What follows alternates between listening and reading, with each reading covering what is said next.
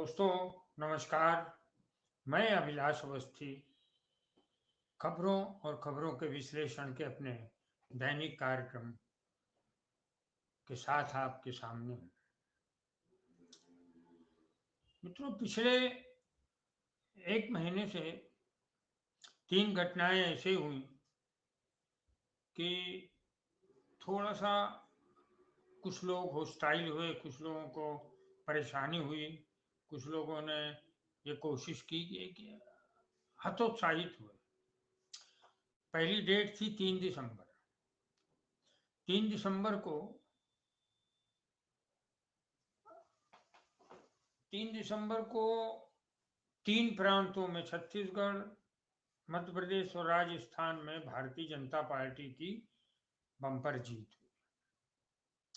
तो एक विपक्षी खेमा हतोत्साहित हो गया। दूसरा 22 जनवरी 22 जनवरी को भारतीय जनता पार्टी ने राम के नाम पर एक बड़ा इवेंट करने की कोशिश की, लेकिन मतलब जिससे विपक्ष का खेमा उसको भी लगा कि अरे ये तो, उसमें बहुत सारे एक्टर एक्ट्रेस है, एक राष्ट्रीय अंतर्राष्ट्रीय स्तर पर उसको प्रचार का एक मुद्दा बनाया गया। उससे भी विपक्ष बड़ा हॉस्टाइल हो गया।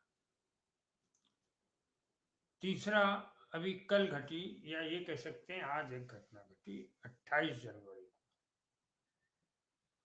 क्या घटी कि जिन्हें पूरा देश विपक्ष का जो है, विपक्ष का देश जो है, विपक्ष जो है, जिन्हें इंडिया अलायंस का संयोजक बनाना चाहता था, अखिलेश यादव ने बोला कि शायद हम आपको प्रधानमंत्री बनाएंगे, लेकिन वो अंत में भारतीय जनता पार्टी में चले गए, नीतीश कुमार, और उससे थोड़ा हतोत्साहित हुए विपक्ष के तमाम लोग।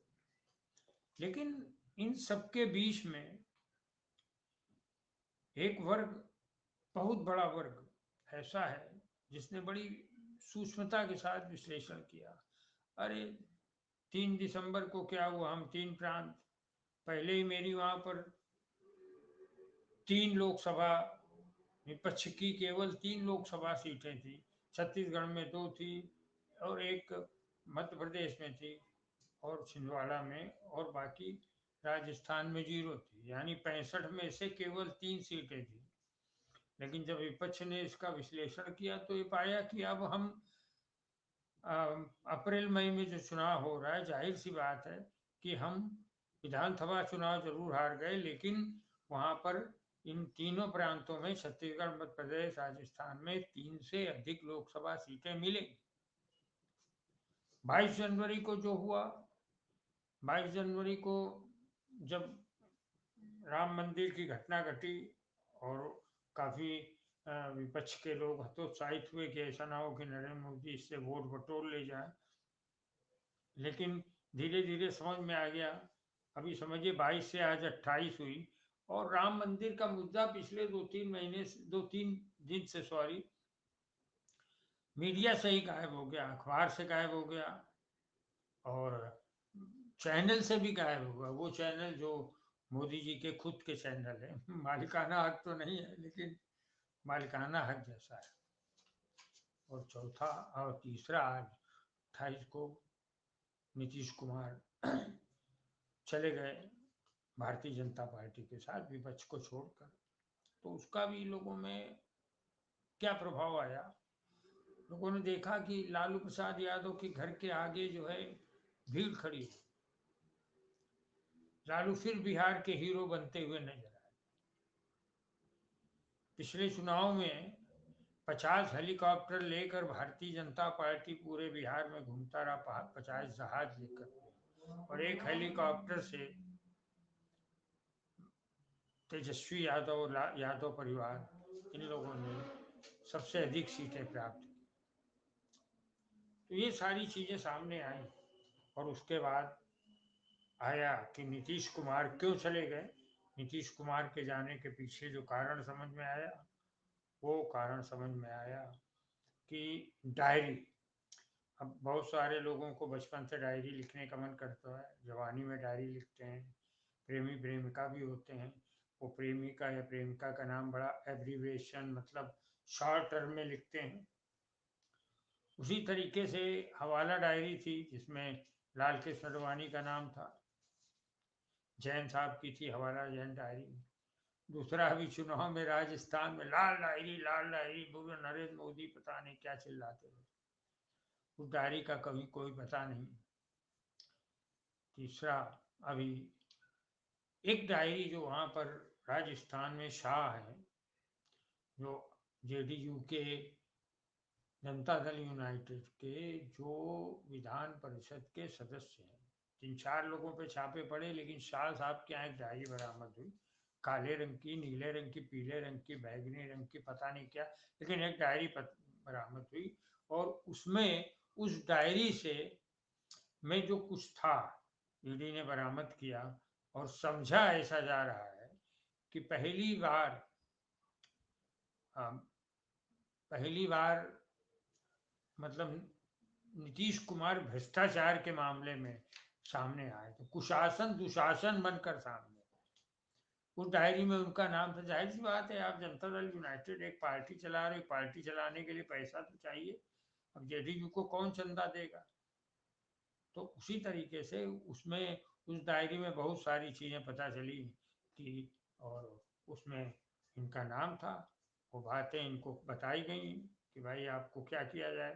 तो जो कुशासन और दुशासन, अब वो सुशासन खत्म हो गया, और नीतीश कुमार को लगा कि अभी हमें ये अरेस्ट कर लेंगे तो बेहतर है हम नरेंद्र मोदी के चरणों में सर झुकाएं, और वो उन्होंने एक कायर पॉलिटिशियन की तरह।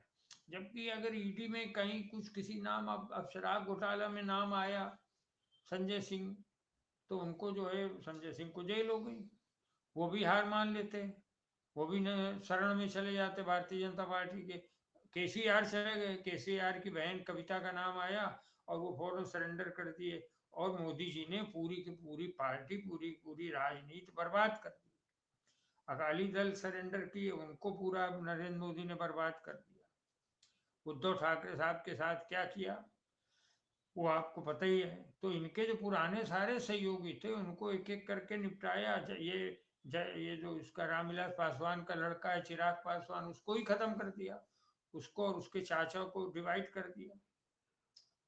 उसी तरीके से अब उनका शिकार बने हैं बुढ़ापे में नीतीश कुमार का राजनीति का पटाक्षेप हो गया। वो मुख्यमंत्री बन जाए चाहे जो बन जाए, लेकिन ये उनके राजनीति का अंतिम काल है, ये सिद्ध हो गया। और ये बात और सिद्ध हो गई कि एक डरपोक और कायर मुख्यमंत्री है नीतीश कुमार, जिन्होंने लगातार एक चुनौती को स्वीकार करने की जगह कितना बोलता रहे, और इनके पास कभी नहीं जाएंगे, अरे नहीं जाएंगे, फिर भी चले गए। पता नहीं कैसे शर्म लिहाज भी नहीं होता है। मानवीय चीजें ठीक है, पॉलिटिक्स में होता है बहुत सारी चीजें, लेकिन कुछ शर्म लिहाज हो, ये सब होना चाहिए, लेकिन वो नहीं। तो इंडिया अलायंस के जो तमाम लोगों को इन 3 डेट से 3 दिसंबर, 22 जनवरी राम मंदिर उद्घाटन, 3 दिसंबर 3 विधानसभाओं के परिणाम, 22 जनवरी राम मंदिर का उद्घाटन, और 27-28 को नीतीश का कायर नीतीश का पलायन, ये जो है 3 घटनाओं से जो हतोत्साहित हो रहे थे, लेकिन उससे लोगों ने निकाला कि ठीक है,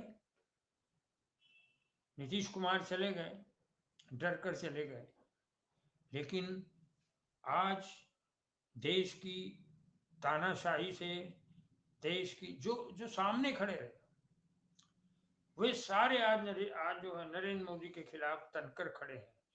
तो इंडिया अलायंस की जो 11 लोगों की टीम है, आज सुबह से कम बहुत सारे 100-125 फोन आए, और उसमें से जाकर एक ये निष्कर्ष निकला कि नरेंद्र मोदी के खिलाफ इंडिया अलायंस की 11 इंडिया 11 टीम बहुत ही युवकों की टीम है, और तीव्रता के साथ काम कर रही है, उनको ये कोई नहीं छू सकते। और जाहिर सी बात है कि अगला अप्रैल के चुनाव में ये यही करेंगे। क्या करेंगे आप?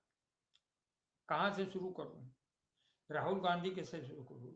इंडिया 11 के पहले खिलाड़ी हैं ओपनर राहुल गांधी। राहुल गांधी के ऊपर कौन कौन से केस नहीं लगाए गए? उनकी माँ के ऊपर नेशनल हेराल्ड केस, फला ईडी केस, उनके जीजा रॉबर्ट वाड्रा पे केस, बहन प्रियंका का भी नाम आया। तो लेकिन ये लोग खड़े रहे और आज वो साहस के साथ खड़े रहे। आज बड़ा अच्छा लगा, कल उन्होंने तेजस्वी को भी फोन किया, तेजस्वी यादव को। वो सब खड़े रहे, डरने की डरते नहीं है ये। तो जब इन्होंने डरना मना, देखिए क्या है, जब डर का एक अपना डिफिनेशन भी है डर कि जब उनको ये पता चल गया नरेंद्र मोदी को कि ये हमसे डर सकता है, तो उसको उन्होंने डराया। और जब उन्हें लगा कि राहुल गांधी हमसे नहीं डर सकता है, तो उन्होंने डराना अब कम कर दिया, उनकी सदस्यता ले ली, ये कर दिया। तो 11 इंडिया 11 के पहले सदस्य ओपनर बल्लेबाज, उनके साथ दूसरे अखिलेश यादव। अखिलेश यादव को भी बहुत डराया, उनके भी 2-3 लोगों को इधर उधर किया। और उन्होंने पीटीए बनाया, मतलब पीटीए बनाकर वो भी अपनी यात्रा शुरू कर रहे हैं। राहुल गांधी ने जिस ढंग से जो भारत जोड़ो न्याय यात्रा शुरू की है, उससे बड़ा बल मिला है। एक ओपनर बल्लेबाज की पहचान है कि शुरुआत, मतलब वो सेंचुरी का खिलाड़ी होना चाहिए। तो राहुल गांधी एक सेंचुरी के खिलाड़ी सिद्ध हो रहे हैं। अभी उनकी यात्रा में बहुत सारे दिन बाकी, 50 से अधिक दिन बाकी, 60 दिन करीब बाकी। दूसरे अखिलेश यादव पीटीए, है ना, पिछड़ा दलित अल्पसंख्यक की को लेकर चल रहे हैं। और उत्तर प्रदेश में उनके नेतृत्व पे राहुल गांधी तैयार बैठे हैं और वो उनकी यात्रा चल रही है पीटीए की, और जमकर खड़े हुए हैं। नरेंद्र मोदी को उनकी हर चेतावनी का जवाब देते हैं। नीतीश कुमार जी सीख लीजिए, आपका बेटा राजनीति में नहीं आया, कहीं आई। अब उसके लिए क्या बोले, कहीं ऐसा तो नहीं कि आपकी ऐसी 9 बार के मुख्यमंत्री की शपथ लेने की कायरता को वो भी देख रहा है कि मैं कायर मुख्यमंत्री का पुत्र हूँ। तो अखिलेश यादव के बाद तेजस्वी यादव तो वो को तमाम ईडी वीडी की नोटिस गई। तेजस्वी यादव ने कहा, आइए, you are most welcome to my house. ये जो तीसरे नंबर के खिलाड़ी हैं टीम में, और कहा आपका स्वागत है हमारे घर में, आप ऐसा करो ईडी का ऑफिस आप मेरे घर में ही बना दो। ये खड़े हुए, ये तीनों बल्लेबाज, तीनों खिलाड़ी, कि हम जो है मिटा के मानेंगे आपकी तानाशाही नरेंद्र मोदी की। और तीनों खड़े हुए। तेजस्वी यादव तो अभी भी मतलब एकदम तैयार बैठे हैं कि कब हम सरकार गिरा देंगे नीतीश कुमार। लेकिन उनमें एक विशेषता ये मुझे देखने को मिली, राहुल गांधी में दिखा एक आक्रामक, मतलब निडर होना दिखा, है ना। और अखिलेश यादव में एक इंटेलेक्चुअल प्लेसमेंट अपना करना, चलते जाना। और तेजस्वी यादव में दिखा कि हर वक्त हर हर वो जो प्रूफ होते हैं ना, तो गड्ढे ये वो कर, तो वो जो उनको कोई भी खतरा आता है वो सबसे निकल के बाहर आ जाते हैं। अब चौथा नंबर के खिलाड़ी हेमंत सोरेन, उनकी तो बात ही अलग है। हेमंत सोरेन, जिनको 8 सम्मन गए ईडी के, वो पहले ही सम्मन में बोले थे मेरा सम्मन वापस ले लो, मैं वरना केस कर दूंगा। ये खिलाड़ी है, ये भारत के महान पुत्र हैं। नीतीश कुमार जी देख लीजिए, राहुल गांधी, अखिलेश यादव, तेजस्वी यादव और हेमंत सोरेन। हेमंत सोरेन और तेजस्वी यादव और अखिलेश यादव और राहुल गांधी, इन चारों की एक विशेषता ही है कि ये जिस गोद में जिनका खेले हैं, उस गोद में इन्हें क्रांति मिली है।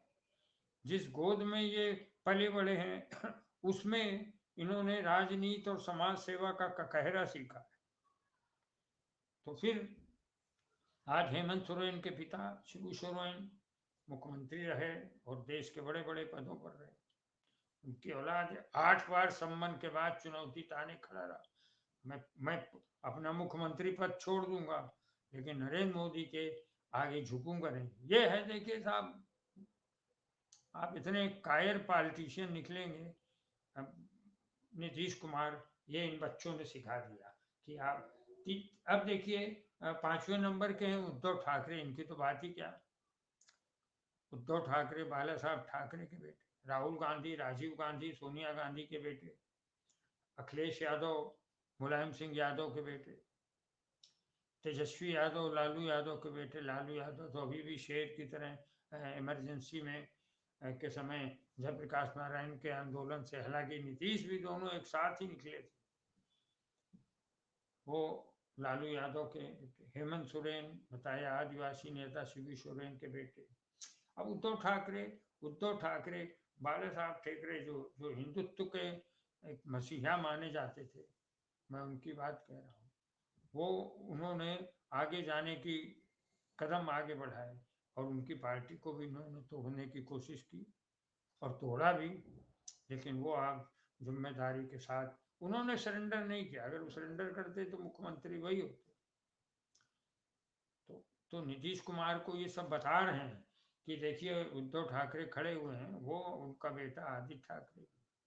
तो ये जो इंडिया 11 की टीम, इंडिया अलायंस की 11 की टीम है, मैं उनके एक खिलाड़ी के पास, जयंत चौधरी भी प्रधानमंत्री के परिवार के, प्रधानमंत्री चौधरी चरण सिंह के बेटे अजीत सिंह के बेटे जयंत चौधरी।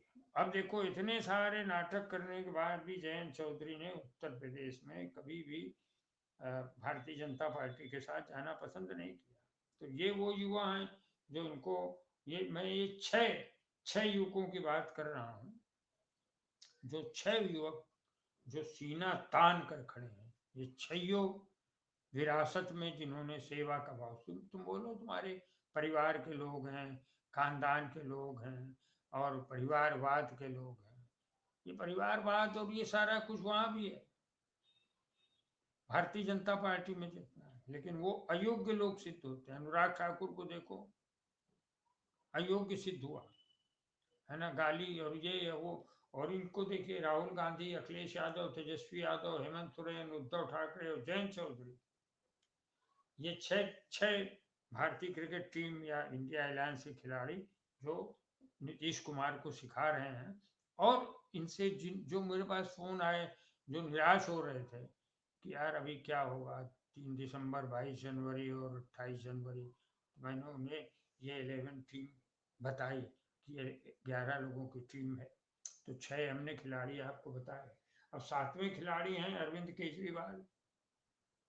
अरविंद केजरीवाल IRS रहे, उनके ऊपर भी कितना जो है चल रहे हैं। उनकी गिरफ्तारी, उनके 3 सेनानी अंदर हैं जेल में, और उनके ऊपर भी गिरफ्तारी की तलवार लटक रही, लेकिन वो भी बदलने को नहीं पड़ता था यार। उन्होंने कल ही कहा 25-25 करोड़ में 7 हमारे विधायकों को खरीदने के लिए बोला गया, लेकिन वो नहीं बदले। तो जो नहीं बदल रहे हैं, मैं उनकी लिस्ट नीतीश कुमार को बदल देंगे। आपका नाम जरा सा डायरी में आया भ्रष्टाचारी, बस ठीक है, आपने 2-4 हजार करोड़ इकट्ठे किए होंगे तो आप बोल दो हाँ किए हैं।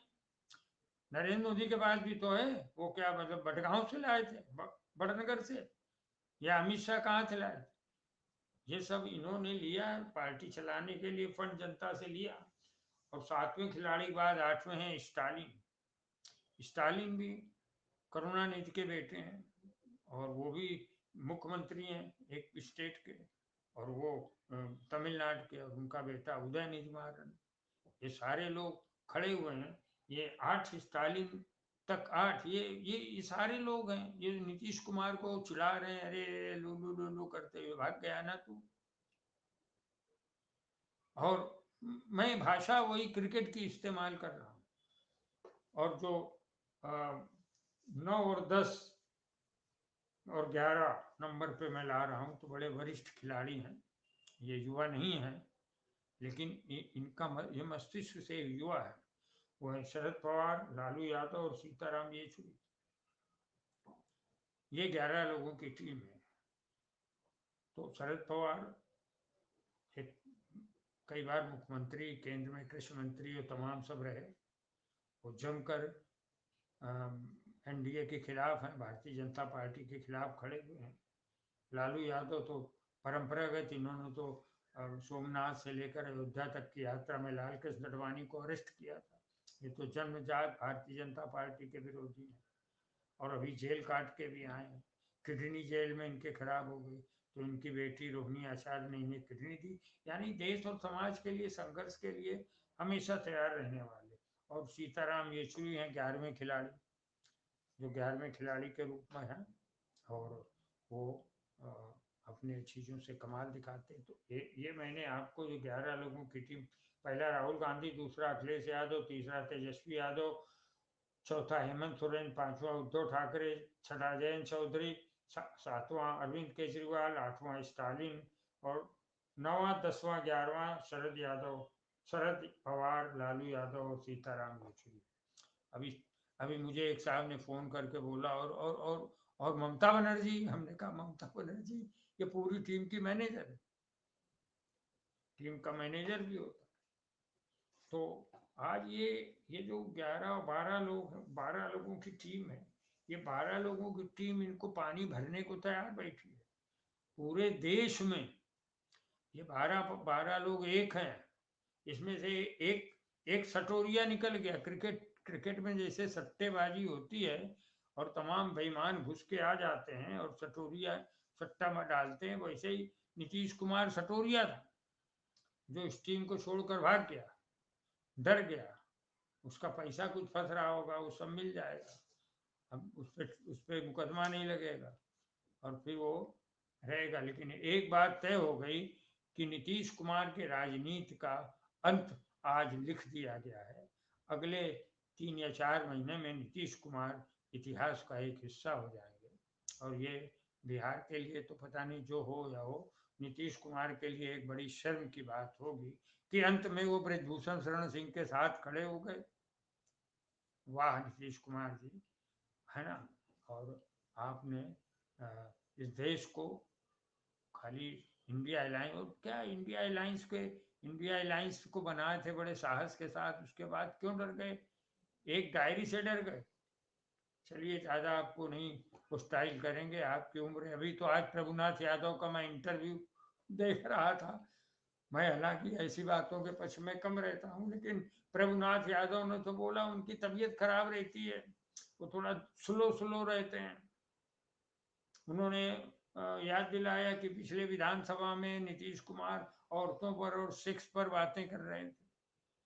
बड़े पूरा देश शर्म से देख रहा था, एक वरिष्ठ राजनीतिक ऐसी बात कर रहा है।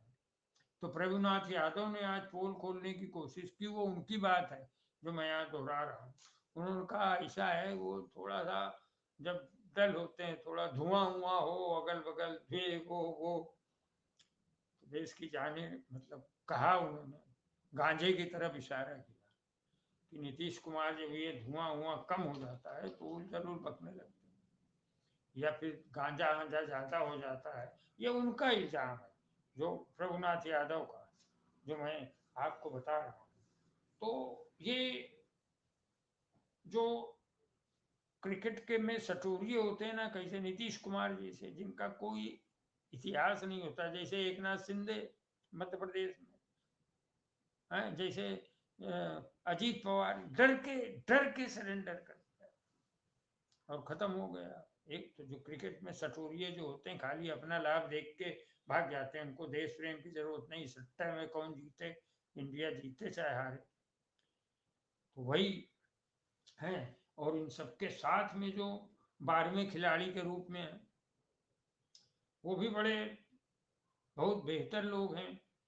कर्नाटक में है डीके शिव कुमार जो होते हैं, और तेलंगाना में है रेवंत रेड्डी, पंजाब में मुख्यमंत्री भगवंत मान, ये इस क्रिकेट टीम के ही सदस्य हैं।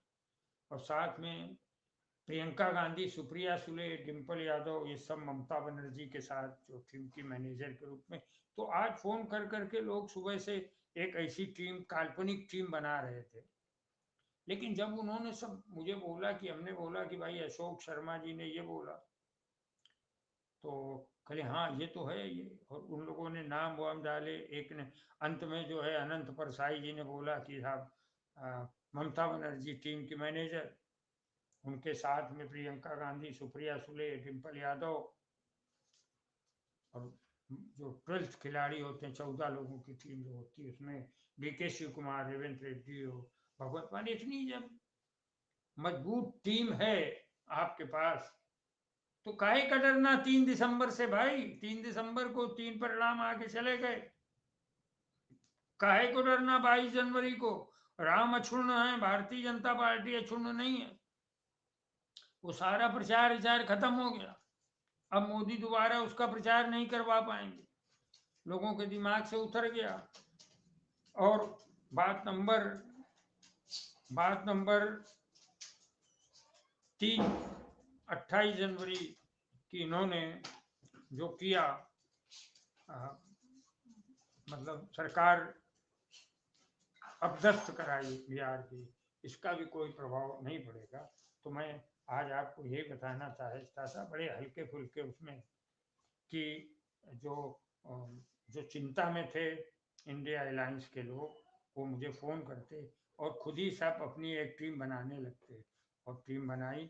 11 खिलाड़ियों का नाम फिर से बोल देता हूँ और बात अपनी ख़त्म करता हूँ। Opener batsman Rahul Gandhi, Akhilesh Yadav, Tejashwi Yadav, Hemant Soren, Uddhav Thackeray, Jayant Chaudhary, Arvind Kejriwal, Stalin, और इनके साथ ही वरिष्ठ खिलाड़ी शरद पवार, लालू यादव और सीताराम येचुरी। इस पूरी टीम की मैनेजर ममता बनर्जी, उनकी सहयोगी प्रियंका गांधी, सुप्रिया सुले, डिम्पल यादव, ये उन लोगों ने बनाए हैं, सारे लोगों ने। मैं तो खाली आपको बता रहा हूँ। और 14 खिलाड़ियों की जो टीम होती है, 4-5 लोग रिजर्व में होते हैं। उसमें कर्नाटक के डीके शिव कुमार, तेलंगाना में रेवंत रेड्डी, और पंजाब में भगवंत मान। तो ये सारे लोग नरेंद्र मोदी की एक फिसड्डी टीम से लड़ने को तैयार बैठे हैं।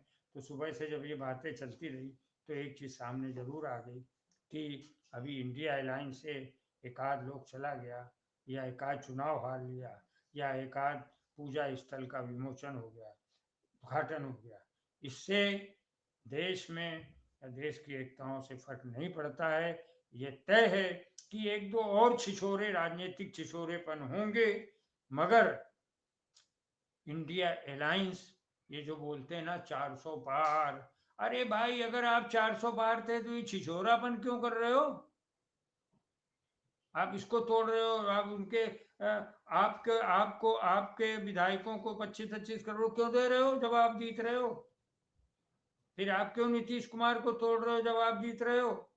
आप जीत नहीं रहे हो, आप 150 के ऊपर बहुत बामुश्किल पहुंच रहे हो। ये आपको खबर मिल गई है आपकी उससे, LIU से और IB से।